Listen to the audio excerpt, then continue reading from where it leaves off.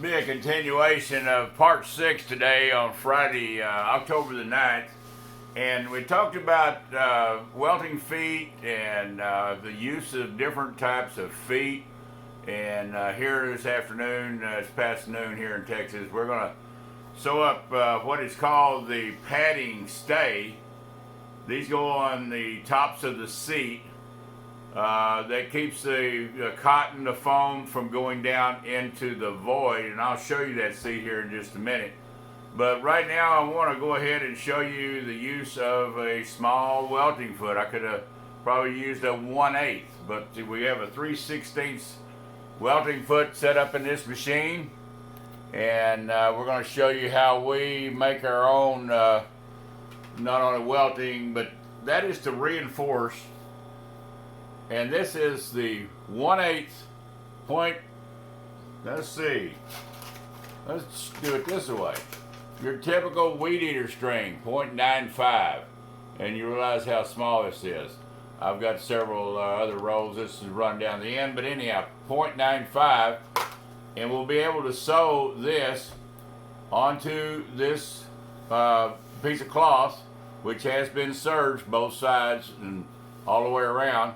So let's get started and see if we cannot zoom in a little closer. We hope that you can see this all right. You have to bear with the noise of the machine, of course.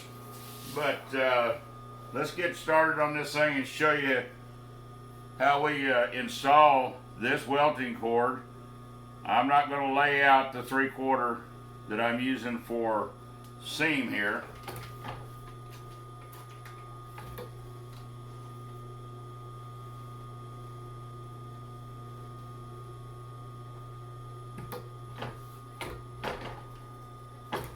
Got to get that string right in that groove. A little back stitch. And let's try not to make this too time consuming. You could take that weed eater string and actually get you a pan of really hot water on the stove and make it relax. It kind of like wants to coil up in your hand, so reach back there on this back and pull her through. Let's get her sewn and show you how the application is going to do on this seat frame. Again, 3/4. Could have went a half, could have went 3/8, but I like to have enough material. I can reach up here on this side. I can feel that welt cord go right up there to them old fingers with a, you know, if this was a 3/8 needing to be finished, it's going to be behind that seat. Nobody will even know that the efforts were taken to put in this new cloth.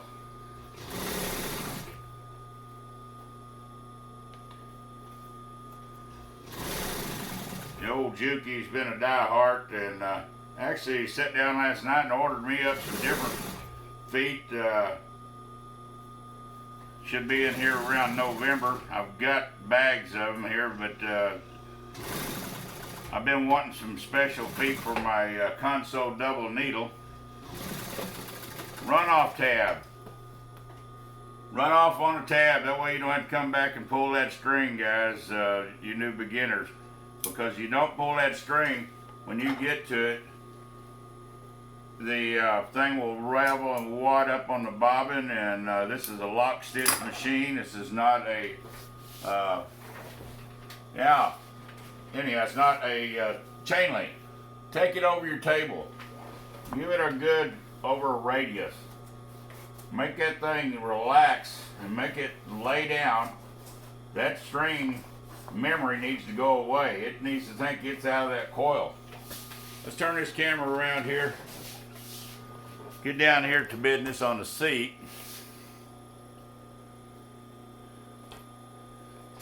And man, it's pretty bright in here. Okay, here's one that I've sewn up before. Fold that thing. It belongs equal distances here around each corner. And just fold that thing over real quick. Find your center, make you a, well, you can't see it, but make you a mark, And let's get our hog ring pliers here. I was going to lay these out earlier over on that cloth, but got busy. Now here is the old piece. See if we can get in here a little bit closer. And the old piece had some tears in the top. We're not going to put this back in a brand new seat set of covers. But here's my center, and it's going to hog right here at this center piece. We know this is the center right here because we're counting the cleats. We're not going to cleat right on, we're going to cleat right beside it. We'll hog ring it. One thing you're going to need is good tools. These are Klein's, very good, have different sets of hog ring pliers. You can see how it fits in the notch. You can get the smaller hog rings, and we're going to catch this right here. All this is to hold the material from falling into this void. And there's a set dimension. When you start to take it apart, know what it is, write it down. It says this here has to be 3 1/4. Right now it's at about almost 3 3/4. Just got to take some tension down. And let's see if we can get this on done here.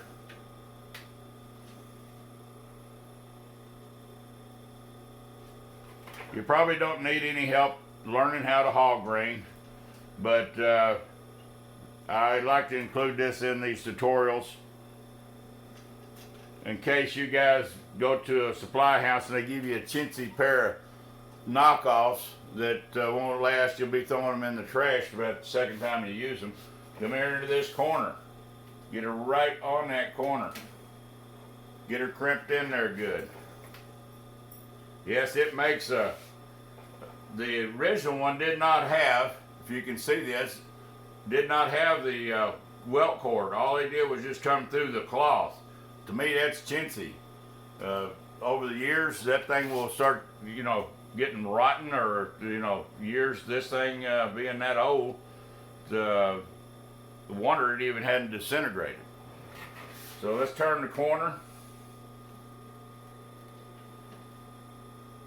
We'll do the same on the other side. Won't bore you with continue to hog, but that is what this is for only. It's not for any strength. It is strictly for keeping the material from falling into this void. Now this side here, we'll get down here a little bit better. We will actually lister glue this to the back panel. They had it hogged. I want to pull this. I'll get the wife in here in a minute. I'll take and hold this at 3 1/4. I will have this already listered and listered on the back. Let's turn this frame around. And here's the back part. Now on here there is a board, a panel. It also gets bonded around this perimeter, and it fits in this little track down here on the actually, if you can see it, fits in the track right here, and that board keeps the back nice and flat. It's covered. My panel is covered with foam, and it comes down over. But this here, they had come in here and yeah, they had tried, I guess they hogged in these little deals, but I want this listered down and pulled even and done. This excess cloth down here, it's not important. I make everything a little bit long on these, so that way I can come in here, glue it good. I'm not going to trim it since it's already done with serging.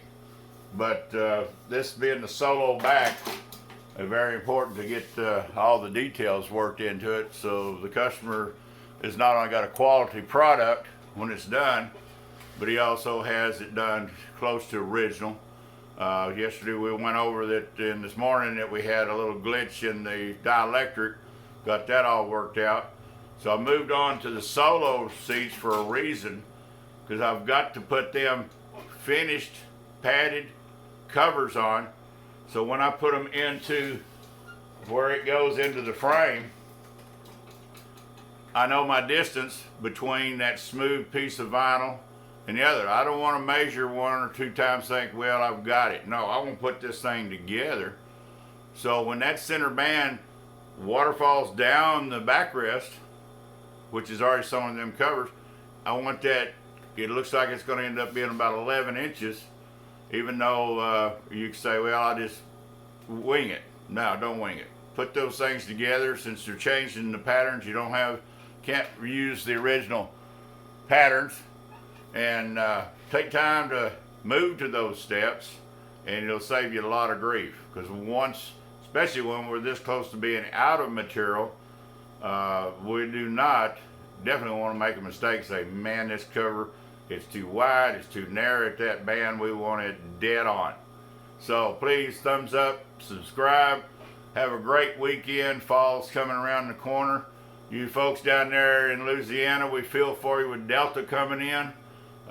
Sure wish we could bust loose and maybe go help, but with bad health and an old age, I'd just be in the way. But let's, all of us viewers and subscribers, think about the impact that Delta's now going to have on that community and along that Gulf Coast that already is not even cleaned up from the last hurricane.